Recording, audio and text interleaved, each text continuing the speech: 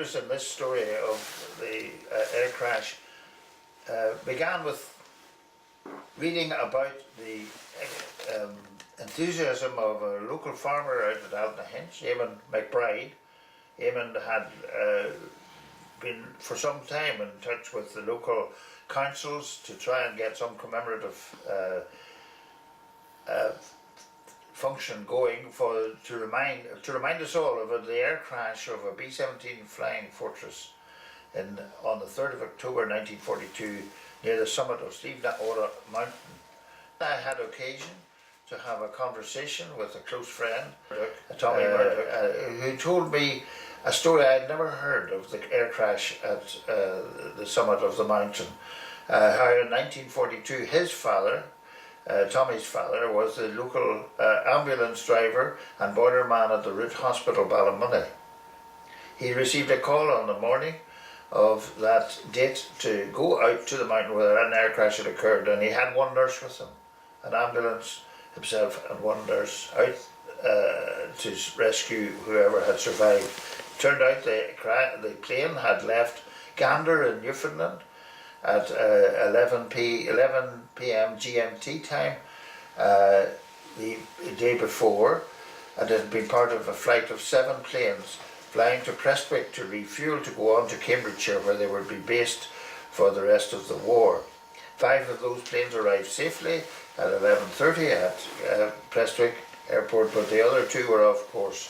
One flying fortress landed safely at Stornoway in the Outer Hebrides, and our plane in question flew in over the north coast. Because of mist and low cloud, they were somewhat off course, and they saw or came on the airport near Akadui. They made as if to land, but realised that the airport was too small, and so proceeded on over the town of Ballymoney easterly, and at 11 GMT, sadly, the plane crashed into the summit of Slieveanorra Mt. Things got a bit slow at the end. Gang and red tape and bureaucracy, but Eamon suggested that we go to a lady who might be able to help us. So you explain, Eamon, what we did.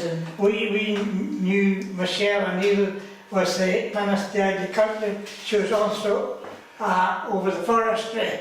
So we asked her to help us. We had a very short time frame. The Americans was only coming here for 2 or 3 days, and we had to get the permission from the Forestry Commission. We had to get the licence and the go-ahead from Royal Council, and that was been sitting there, and it seemed as if for 3 weeks there were nothing done.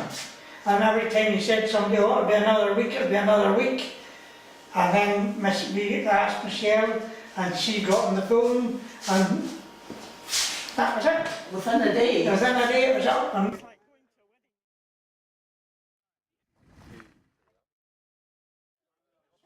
well, but I do want to thank you all, for me, for my family, for remembering and honoring. Thank you very much.